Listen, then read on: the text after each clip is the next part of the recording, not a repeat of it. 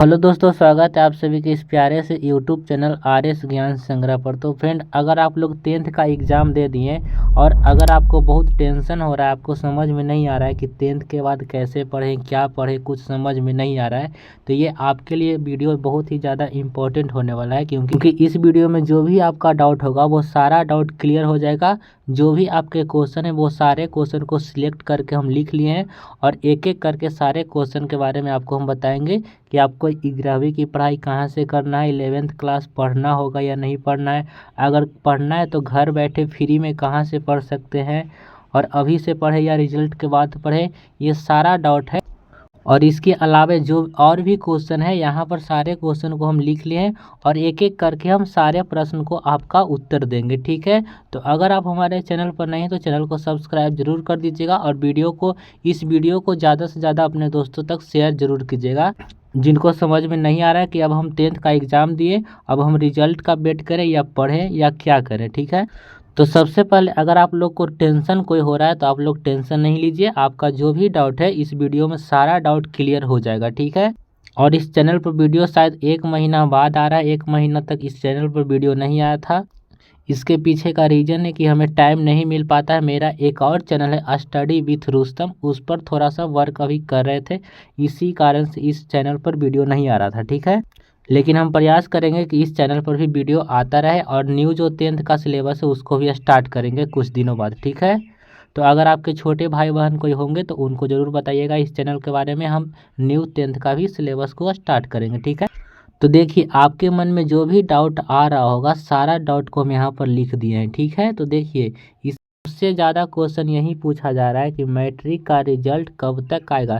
क्योंकि जब 10th class में जो भी स्टूडेंट होते हैं वो पहला एग्ज़ाम देते हैं जिसमें उनको लगता है कि मेरा रिजल्ट कितना जल्दी आ जाए, बहुत ही रिजल्ट का बेचैनी टाइप का होता है, ठीक है।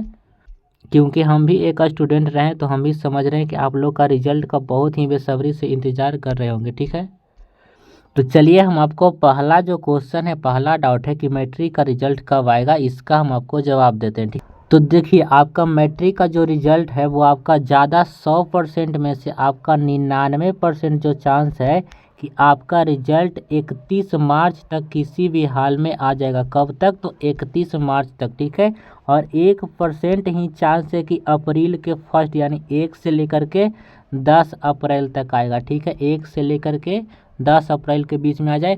लेकिन 99% चांस है कि आपका जो रिजल्ट है वो 31 मार्च तक हर हाल में जारी कर दिया जाएगा, ठीक है।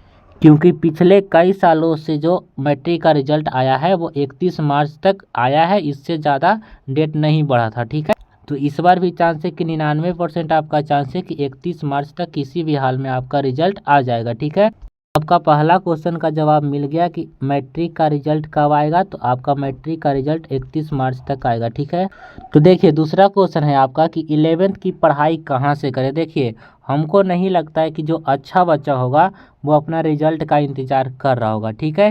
क्योंकि उसको पता तो है ही कि आज ना कल रिजल्ट तो आना है ही, लेकिन हम अपना टाइम क्यों वेस्ट करें भाई, आगे का हमको जब पढ़ना है ही तो 11th का पढ़ाई क्यों ना स्टार्ट करें।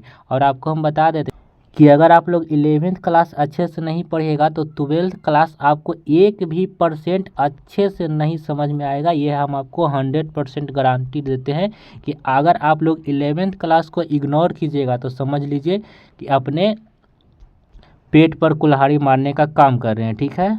तो 11th क्लास तो आपको पढ़ना बहुत ही ज़रूरी है। हम कहेंगे कि 100% में से कितना ज़रूरी है, तो 100 में से 100% ज़रूरी है।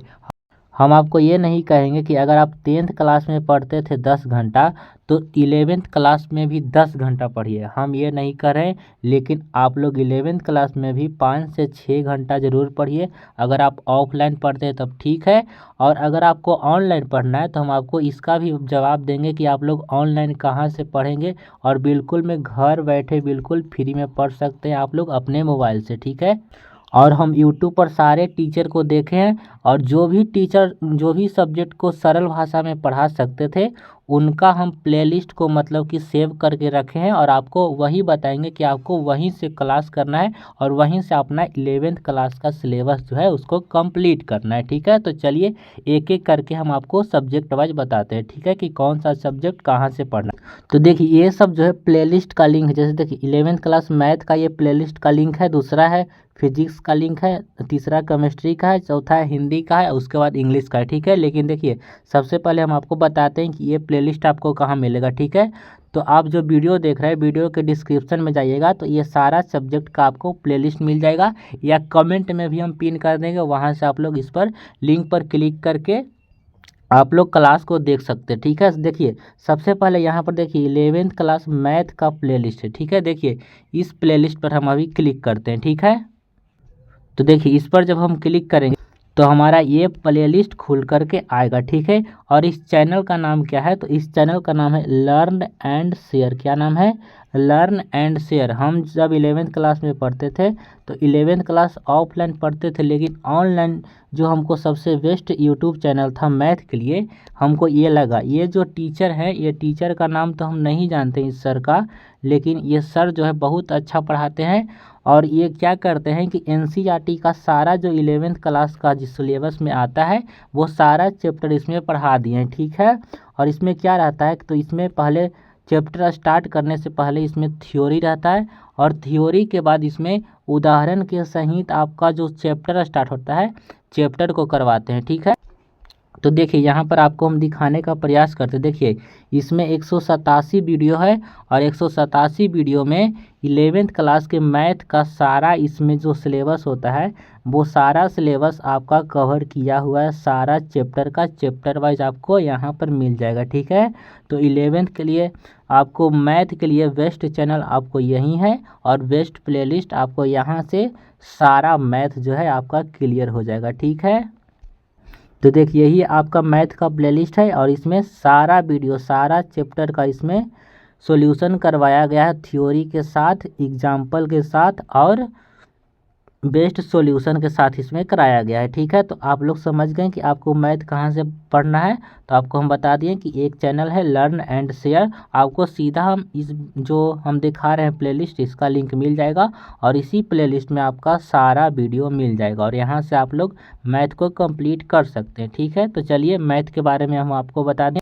तो आप देखिए दूसरा है कि अगर आप मैथ तो हो गया, दूसरा हमारा फिजिक्स आपको कहाँ से पढ़ना है। ठीक है, और देखिए इस वीडियो में हम सिर्फ साइंस के बारे में बता रहे हैं। ठीक है, और हम साइंस से हम भी पढ़ें तो साइंस के बारे में हमको नॉलेज है। ठीक है, इसलिए हम आपको साइंस के बारे में सिर्फ बता रहे हैं, आर्ट्स के बारे में नहीं बता रहे। ठीक है, तो देखिए दूसरा हमारा फिजिक्स का ये प्लेलिस्ट है। ठीक है, इस पर हम क्लिक करेंगे। ठीक है, तो अगर आपको 11th क्लास का फिजिक्स पढ़ना है तो फिजिक्स के लिए बेस्ट यूट्यूब चैनल है दिशा साइंस क्लासेस। ठीक है, और इसी पर एक सर पढ़ाते थे जो अभी नहीं पढ़ाते हैं बट पहले पढ़ाते थे, उनका नाम है अनुराग सर। ठीक है, अनुराग सर नाम है और वही सर जो है 11th का पूरा जो भी सिलेबस है उसको कवर किए हुए हैं। ठीक है, देखिए इसमें टोटल 158 वीडियो है और इसमें 11th का सारा सिलेबस इसमें कवर किया हुआ है, चैप्टर नंबर 1 से लेकर के चैप्टर लास्ट तकला थ्योरी प्लस टोटल डिफिनेशन के साथ इसमें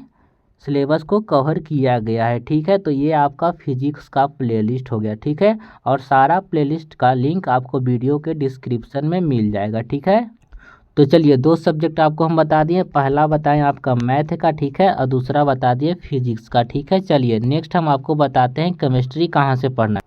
तो देखिए ये हमारा केमिस्ट्री का प्लेलिस्ट है और इस पर जब हम क्लिक करेंगे तो वही चैनल आपको खुलेगा दिशा साइंस क्लासेस और ये सर का नाम है निशांत सर। ठीक है, और केमिस्ट्री का टोटल आपका 206 वीडियो है और इसमें 11th क्लास का सारा केमिस्ट्री जो है इसमें पढ़ाया हुआ है, एक भी चैप्टर इसमें नहीं छोड़ा गया है, सारा कॉन्सेप्ट के साथ थ्योरी के साथ सारा सिलेबस इसमें 11th क्लास का पढ़ाया हुआ है चैप्टर वाइज। ठीक है, और जो भी हम आपको चैनल के बारे में बता रहे हैं वैसा चैनल हम खोज के आपको बता रहे हैं कि इस पर आपको बिल्कुल सरल भाषा में आपको पढ़ाया जाएगा। ठीक है, बिल्कुल सिंपल लैंग्वेज में आपको बताया जाएगा। ठीक है, तो आप लोग समझ गए कि आपको केमिस्ट्री कहाँ से पढ़ना है, तो यहाँ से पढ़ना है। ठीक है, चलिए उसके बाद नेक्स्ट सब्जेक्ट का बात करते हैं। ठीक, तो नेक्स्ट सब्जेक्ट हमारा है हिंदी। लेकिन हिंदी के लिए आपको हम बताएंगे। देखिए यहाँ पर 12th क्लास लिखा हुआ है, क्यों लिखा हुआ है? क्योंकि देखिए अगर आप लोग 11th क्लास का हिंदी पढ़ रहे हैं तो हम समझते हैं कि आप लोग महामूर्ख है, ठीक है,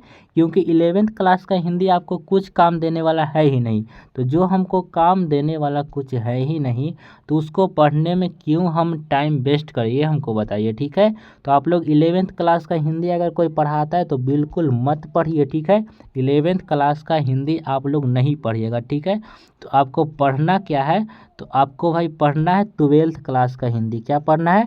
12th क्लास का हिंदी आप लोग 11th में पढ़ लीजिए, और जब 12th में पढ़िएगा तो दोबारा रिवीजन हो जाएगा, और हिंदी पर कम टाइम उस समय दीजिएगा, और अदर सब्जेक्ट होगा उस पर ज़्यादा समय दे दीजिएगा, ठीक है।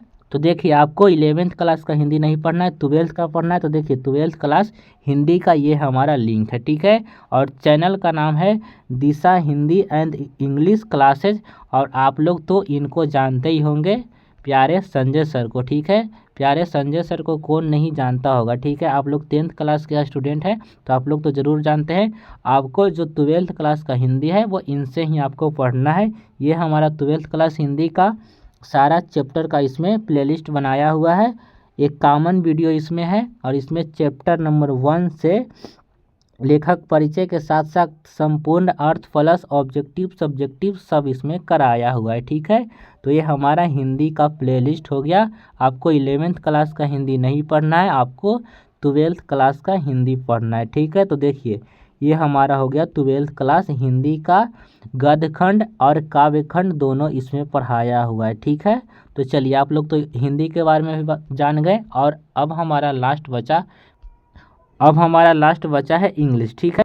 तो देखिए इंग्लिश में हम ना तो कहेंगे कि आप 11th क्लास का इंग्लिश का बुक पढ़ें, और अभी हम ना भी कहेंगे कि 12th क्लास का इंग्लिश का आप लोग बुक पढ़िए, ठीक है। ये दोनों में से कोई चीज़ आपको नहीं पढ़ना है, लेकिन आपको पढ़ना क्या है? तो हम आपको बताएंगे कि इंग्लिश ग्रामर आपको स्ट्रॉन्ग कर लेना है, ठीक है। इंग्लिश ग्रामर आपको स्ट्रॉन्ग कर लेना है, ताकि आप लोग को 12th में कोई दिक्कत ना हो। और इंग्लिश ग्रामर को बिल्कुल आसान भाषा में पढ़ने के लिए, टॉपिक वाइज पढ़ने के लिए एक बहुत ही अच्छा चैनल है, और उसी चैनल में सारा जो 11th और 12th क्लास का जो इंग्लिश ग्रामर का सिलेबस होता है वो सारा चीज़ बिल्कुल ईजी भाषा में पढ़ाया हुआ है, ठीक है। हम भी वहीं से पढ़े थे और आपको भी बता रहे हैं, ठीक है। तो देखिए हमारा 11th और 12th क्लास के लिए इंग्लिश ग्रामर का प्लेलिस्ट है, ठीक है, और इसी प्लेलिस्ट पर हम क्लिक करेंगे, ठीक है। लेकिन आपको कहाँ पर ये सब मिलेगा? तो वीडियो के डिस्क्रिप्शन, या जो आप वीडियो देख रहे हैं इसी वीडियो का डिस्क्रिप्शन या कमेंट बॉक्स में भी आपको मिल जाएगा, ठीक है। कमेंट बॉक्स में आपको मिलेगा, ठीक है। तो देखिए इस पर हम लिंक पर क्लिक करते हैं, ठीक है। तो देखिए ये जो हमारे सर हैं इनका नाम तो हमें, हाँ आदित्य सर शायद नाम है, नाम हमको उतना याद नहीं है, लेकिन हम इनसे पढ़े थे। देखिए ये 11th क्लास 12th क्लास दोनों के लिए इंग्लिश का सारा सिलेबस इसमें कवर किया हुआ है। टोटल इसमें 47 वीडियो है, ठीक है। और चैनल का नाम है एजुकेशन बाबा। क्या नाम है? एजुकेशन बाबा चैनल का नाम है, ठीक है। और ये सर बहुत ही अच्छे तरीके से, देखिए पहला इसमें सबसे पहले इसमें संपूर्ण सिलेबस के बारे में बताए हैं कि क्या क्या हमको सिलेबस में पढ़ना है। उसके बाद देखिए यहाँ से आर्टिकल से स्टार्ट किए हैं, और बिल्कुल आसान भाषा में पढ़ाते हैं ये, ठीक है। आपको सबसे पहले थ्योरी पढ़ा देते हैं, और उसके बाद उससे रिलेटेड जो भी क्वेश्चन होता है ऑब्जेक्टिव क्वेश्चन भी करवाते हैं, ठीक है। तो आप लोग समझ गए कि इंग्लिश ग्रामर आपको कहाँ से पढ़ना है, ठीक है। और ये सारा जो भी हम प्लेलिस्ट दिखाएं सभी सब्जेक्ट का, आपको इसी वीडियो के डिस्क्रिप्शन या कमेंट बॉक्स में मिल जाएगा, ठीक है। तो दूसरा क्वेश्चन का आपको आंसर मिल गया कि 11th क्लास कहाँ से पढ़ना है। तो आपको हम बता दिए कि मैथ कहाँ से पढ़ना है, फिजिक्स कहाँ से, केमिस्ट्री कहाँ से, हिंदी कहाँ से, और इंग्लिश ग्रामर कहाँ से, ठीक है। चलिए तीसरा क्वेश्चन पर अब आते हैं, ठीक है। और आपके मन में जो भी डाउट है आज सारा डाउट क्लियर हो जाएगा, एक भी डाउट आपका नहीं बचेगा, ठीक है। भले ही वीडियो लेट से हम अपलोड कर रहे हैं, लेकिन इसमें आपका सारा डाउट को क्लियर कर देंगे, ठीक है। तो तीसरा क्वेश्चन 11th नहीं पढ़ेंगे तो क्या होगा, ठीक है। तो देखिए इसका हम जवाब देंगे। तो इसका तो हम जवाब देंगे कि अगर आप साइंस ले रहे हैं, ठीक है, साइंस ले रहे हैं या आर्ट्स भी लीजिए, ठीक है, लेकिन साइंस वालों के लिए हम स्पेशल बता रहे हैं कि अगर आप साइंस ले रहे हैं और 11th क्लास में नहीं पढ़ रहे हैं तो आपका सबसे बड़ा बेवकूफ़ी यही है, क्योंकि आप लोग 11th क्लास पर उतना फोकस नहीं करते हैं कि 11th क्लास क्या है, कुछ नहीं है। लेकिन जब आप लोग 11th क्लास नहीं पढ़ेंगे तो हम आपको बता रहे हैं कि 12th क्लास आपको 1% भी नहीं समझ में आएगा, ये हम आपको गारंटी दे रहे हैं। ठीक है, बहुत ही ज़्यादा परेशानी होगा, दिमाग में बहुत ही ज़्यादा आपको प्रेशर होने लगेगा, क्योंकि वहाँ पर आपको कोई चीज़ फिर समझ में नहीं आएगा। लेकिन आप लोग थोड़ा सा मेहनत करके अगर आप लोग 11th क्लास पढ़ लेते हैं, हम ये नहीं कह रहे हैं कि आप लोग पूरा सिलेबस कवर ही करना है, लेकिन धीरे धीरे पढ़िए, आपका सिलेबस भी कवर हो जाएगा और 12th में जो भी चीज़ होता है आपको समझ में आने लगेगा। ठीक है, 12th क्लास आपका कुछ आसान हो जाएगा जब आप लोग 11th क्लास पढ़ लेंगे। ठीक है, और दूसरी बात है कि आप लोग 11th क्लास को एक भी एकदम इग्नोर नहीं करना है कि 11th क्लास हमको नहीं पढ़ना है।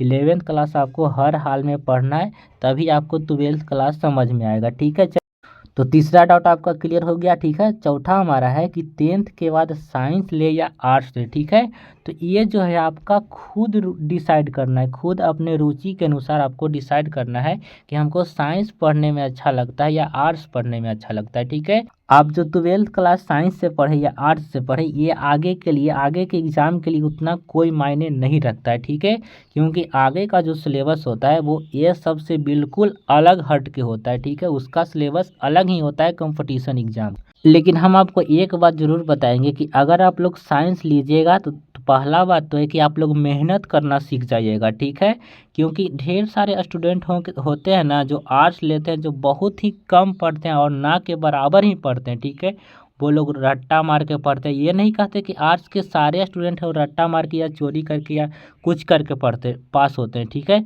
लेकिन कुछ ही स्टूडेंट ऐसे होते हैं, हम सबके बारे में नहीं कहते, लेकिन हम आपको बता दें कि 100% में से मात्र हमको लगता है कि 70% भी ही स्टूडेंट होता है जो मतलब कि नहीं पढ़ने वाला, ये जो है नहीं पढ़ने वाला होता है, और 30% ही स्टूडेंट जो होता है आर्ट्स को पढ़ता है। ठीक है, और ये जो आपको बता रहे हैं बिल्कुल सच्चाई बात बता रहे हैं। ठीक है, 70% जो स्टूडेंट होता है वो नहीं पढ़ता है और मात्र 30% है वो अच्छे से आर्ट्स को पढ़ता है। ठीक है, और जो 11th 12th क्लास आर्ट्स को पढ़ लिया अच्छे से, उसको आगे के लिए, आगे के एग्ज़ाम के लिए जीके जीएस बहुत ही ज़्यादा स्ट्रांग हो जाता है। ठीक है, और यही स्टूडेंट अभी गलती करता है कि आर्ट्स लेकर के आर्ट्स नहीं पढ़ता है। ठीक है, क्योंकि उसको आगे के बारे में नहीं पता होगा कि 12th क्लास का जो आर्ट्स है वो आगे के लिए कितना हेल्पफुल होता है। ठीक है, लेकिन अगर आप लोग साइंस लेते हैं तो पहला बात कि आपके दिमाग में थोड़ा सा प्रेशर भी होगा, और दूसरा बात है कि आप लोग साइंस लीजिएगा तो अगर आपको साइंस में इंटरेस्ट है तो आपको पढ़ने में भी मज़ा आएगा। ठीक है,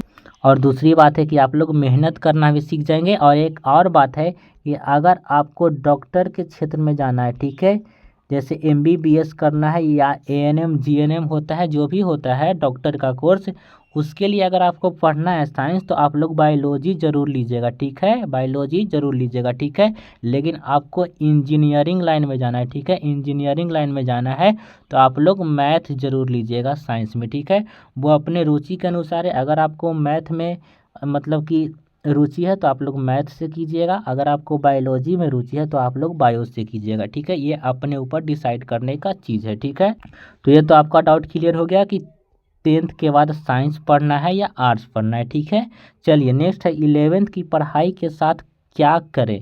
11th की पढ़ाई के साथ और आप क्या क्या कर सकते हैं। ठीक है, तो देखिए आप लोग 11th क्लास की पढ़ाई कर रहे हैं तो ज़्यादा से ज़्यादा आप लोग 5 से 6 घंटा पढ़ाई करेंगे, लेकिन और जो टाइम बचता है उसका आप लोग बर्बाद नहीं कीजिएगा। ठीक है, आप लोग क्या कीजिए कि कहीं एक कंप्यूटर कोर्स कर लीजिए। ठीक है, कंप्यूटर कोर्स कर लीजिए, और कंप्यूटर कोर्स को आपको, हम कंप्यूटर का स्पेलिंग यहाँ पर गलत लिखे, ठीक है, आप लोग समझने का सिर्फ प्रयास कीजिए। ठीक है, कंप्यूटर कोर्स आप लोग कहीं से कर लीजिए, कोई भी कोर्स हो, और कोर्स को कंप्लीट कीजिए। ठीक है, 6 महीना से लेकर के 1 साल तक लगेगा, लेकिन कोर्स को आपको कंप्लीट कर लेना है और उसका सर्टिफिकेट भी ले लेना है, सर्टिफिकेट भी आपको ले लेना है। ठीक है, क्योंकि आज के जो ज़माना है उसमें आपको, आपके पास एक कोई ना कोई स्किल होना बहुत ही ज़रूरी है। ठीक है, इसीलिए हम आपको कह रहे हैं कि आपके पास कोई स्किल होना अभी के ज़माने में बहुत ही ज़्यादा इम्पोर्टेंट है। तो आप लोग कंप्यूटर कोर्स कर लीजिए, या आपको और भी कोई चीज़ में रुचि लगता है कि ये हमें करना चाहिए तो एक्स्ट्रा 2 से 3 घंटा वो अपना कोई भी काम करके कोई भी स्किल सीख लीजिए। ठीक है, क्योंकि जब आप लोग 12th का एग्ज़ाम दीजिएगा तो कोई भी अगर आप लोग एग्ज़ाम भी देने जाइएगा तो कोई कोई नहीं, अब तो बहुत सारे एग्ज़ाम लगभग हो गया है वो ऑनलाइन होता है और कंप्यूटर के माध्यम से होता है। तो वहाँ पर आप जब सीखे रहिएगा तो आपके लिए आसान हो जाएगा, ठीक है, एग्ज़ाम देना या कंप्यूटर से जो भी वर्क होता है आपके लिए। और अगर आप लोग कंप्यूटर का आपके पास सर्टिफिकेट रहेगा तो आप बैंकिंग का फॉर्म होता है उसमें भी आप लोग फॉर्म को भर सकते हैं, ठीक है। तो यही हम आपको कहेंगे कि अगर आपको टाइम मिलता है तो अभी आप लोग अपने टाइम को वेस्ट नहीं कीजिएगा, क्योंकि आपको 12th के बाद उतना टाइम नहीं मिलेगा, ठीक है, और 12th में तो और नहीं मिलेगा। अभी आपके पास टाइम है, इसलिए अगर आप लोग चाहते हैं कि मेरे पास कोई स्किल हो जाए तो आप लोग कंप्यूटर कोर्स को ज़रूर कर लीजिए, ठीक है। तो चलिए, इसका तो आपका जवाब मिल गया 5वां क्वेश्चन का कि 11th की पढ़ाई के साथ क्या क्या कर सकते हैं। तो अपना कोई स्किल आपको सीख लेना है, ठीक है, कंप्यूटर हो या डांसिंग हो, जिस चीज़ में आपको इंटरेस्ट है, ठीक है। चलिए, नेक्स्ट हमारा है कि 11th में कितना घंटे पढ़े, ठीक है, 11th में कितना घंटे पढ़े। हम आपको ये नहीं कह रहे हैं कि आप लोग 10th क्लास में 12 घंटा पढ़ते थे तो 11th क्लास में भी 12 घंटा पढ़िए, ये कोई ज़रूरी नहीं है। लेकिन आप लोग 11th क्लास में 5 से 6 घंटा अपने घर पर ज़रूर पढ़े, ठीक है, 5 से 6 घंटा ज़रूर पढ़े, ठीक है, 5 से 6 घंटा आपको पढ़ना ही पढ़ना है, ठीक है। उसके बाद आपको जो करना है वो कीजिए, लेकिन 5 से 6 घंटा आप लोग पढ़ाई पर ज़रूर टाइम दें, ठीक है। तो छठा क्वेश्चन का आपको आंसर मिल गया कि 11th में कितना घंटे पढ़ना है। तो आप 5 से 6 घंटा ज़रूर पढ़ें, ठीक है। तो आपको हम बता दें कि कहाँ से पढ़ना भी है, कौन सा सब्जेक्ट कहाँ से पढ़ना, वो तो हम आपको बता दिए। अगर आप ऑफलाइन पढ़ना चाहते हैं तो ऑफलाइन भी पढ़ सकते हैं, और अगर आपके पास पैसे नहीं है तो आप लोग ऑनलाइन घर बैठे भी अच्छे से पूरे सिलेबस को कवर कर सकते हैं, ठीक है। और आज के ज़माना में तो हम मानते हैं कि अगर आपको मतलब समझ में नहीं आता है तो ठीक है, आप लोग ऑफलाइन पढ़ सकते हैं, लेकिन आपके पास थोड़ी सी भी मतलब समझदारी है तो आप लोग ऑनलाइन पढ़ के भी बेस्ट कर सकते हैं। ऑनलाइन में पहला चीज़ क्या होता है कि आपका टाइम भी बचता है, आने जाने में आपका टाइम जो लगता है ऑफलाइन में वो बच जाता है, ठीक है, बहुत ही आपको टाइम मिल जाता है, ठीक है। ये बात है कि अगर आप लोग ऑफलाइन पढ़ते हैं और 1-2 दिन मिस करते हैं तो वो आपका मिस हो जाता है, सिलेबस आपका छूट जाता है। लेकिन ऑनलाइन में सुविधा होता है कि आप लोग उस क्लास को रिकॉर्डेड फॉर्म में भी देख सकते हैं, वो क्लास आपके लिए अवेलेबल होता है, ठीक है। तो चलिए, इसका जवाब आपको मिल गया, ठीक है। चलिए, नेक्स्ट क्वेश्चन हमारा 7वां क्वेश्चन है कि 10th और 12th के सिलेबस में कितना अंतर है, ठीक है। क्या 10th और 12th का सिलेबस एक दूसरे से मैच खाता है या 10th और 12th का सिलेबस बिल्कुल अलग है, ठीक है। तो देखिए, 10th का जो सिलेबस होता है और 12th का जो सिलेबस होता है, ये दोनों में जो फ़र्क होता है, अंतर होता है, वो ज़मीन और आसमान का फ़र्क होता है, ठीक है। मान लीजिए कि ये हमारा जो है 10th का सिलेबस है, ठीक है, और ये जो है हमारा 12th का सिलेबस हो जाता है, ठीक है। तो इतना फ़र्क हो जाता है, ठीक है, ये 10th का सिलेबस है, ये जो हमारा है 12th का सिलेबस हो जाता है, ठीक है। कोई भी चीज़ हो जाए, जैसे आप लोग साइंस पढ़ते हैं 10th क्लास में तो उसमें फिजिक्स प्लस केमिस्ट्री और प्लस बायोलॉजी तीनों मिला के लगभग होता है कितना, 15 से 16 चैप्टर होता होगा, 15 से 16 चैप्टर। लेकिन आपको जो 12th क्लास में मात्र फिजिक्स में आपको 15 से 16 चैप्टर आपको पढ़ने के लिए मिलेगा। उसी प्रकार से केमिस्ट्री में भी आपको 15 से 16 चैप्टर ज़रूर पढ़ने के लिए मिलता है, ठीक है। तो यही हम आपको बता रहे हैं। और एक एक जो चैप्टर होता है, मान लीजिए कि फिजिक्स हम स्टार्ट किए ना, तो एक एक चैप्टर जो होता है वो आपका 10 से 15 दिन या कोई कोई तो ऐसा मतलब चैप्टर होता है वो 1 मंथ भी ले लेता है, इतना बड़ा बड़ा चैप्टर रहता है। तो हम आपको ये नहीं बता रहे हैं कि 12th का सिलेबस जो हार्ड है, आपको हम डीमोटिवेट नहीं कर रहे हैं, ठीक। लेकिन अगर आपको 12th क्लास साइंस से पढ़ते हैं तो भाई आपको मेहनत तो करना ही पड़ेगा, क्योंकि 10th और 12th के सिलेबस में ज़मीन और आसमान का फ़र्क होता है, ठीक है। और 12th क्लास में देखिए, 10th क्लास में मैथ का एक ही बुक था और 12th क्लास में मैथ का 2 बुक आपको पढ़ने के लिए मिलेगा। कितना बुक, तो आपको 2 बुक मिलेगा, ठीक है, मैथ का। और दोनों बुक मिला करके लगभग आपको वही 15 से 16 चैप्टर रहेगा, ठीक है। चलिए, तो देखिए, इसका भी आपको जवाब मिल गया कि 10th और 12th के बाद सिलेबस मतलब 10th और 12th के सिलेबस में कितना अंतर है, कितना फ़र्क होता है, ठीक है। तो ये तो हम आपको बता दिए। और लास्ट हमारा क्वेश्चन है, लास्ट में एक स्टूडेंट का मतलब कि क्वेश्चन था कि सर बहुत टेंशन हो रहा है, समझ में नहीं आ रहा है कि हम क्या करें। ठीक है, तो देखिए अब हम आपको बताते हैं। तो देखिए आपको टेंशन तो आपको एकदम नहीं लेना है। ठीक है, टेंशन आपको नहीं लेना है। और दूसरी बात क्या करना है, आप लोग का रिजल्ट जो है 31 मार्च तक हर हाल में जारी होने का 100% इसका संभावना है। ठीक है, ज़्यादा से ज़्यादा हुआ तो 1 या 10 अप्रैल के बीच आएगा, लेकिन ज़्यादा जो आपका चांस है वो है कि 31 मार्च तक आपका रिजल्ट हर हाल में आ जाएगा। और मैट्रिक का भी रिजल्ट आपका 25 से 27 तक ला आ जाएगा। ठीक है, तो आप लोग को टेंशन नहीं लेना है। और आपको हम बता दिए कि 11th क्लास कहाँ से पढ़ना है। ठीक है, तो आप लोग 11th के पढ़ाई को स्टार्ट कीजिए और आप लोग टेंशन नहीं लीजिए। ठीक है, तो ये था आप सभी का सवाल और मेरा जवाब। ठीक है, और इसके अलावा भी अगर आपके मन में कोई और भी डाउट है तो आप लोग इस वीडियो में कमेंट कर दीजिएगा, आपको हम उस पर एक अलग फिर से वीडियो एक अपलोड करेंगे। ठीक है, लेकिन हमको जहाँ तक लगा इसमें सारा जो भी डाउट आपके मन में था वो सारा डाउट हम क्लियर करने का प्रयास किए। ठीक है, तो अगर आपको ये वीडियो अच्छा लगा होगा तो प्लीज़ वीडियो को लाइक और चैनल को सब्सक्राइब ज़रूर कीजिएगा।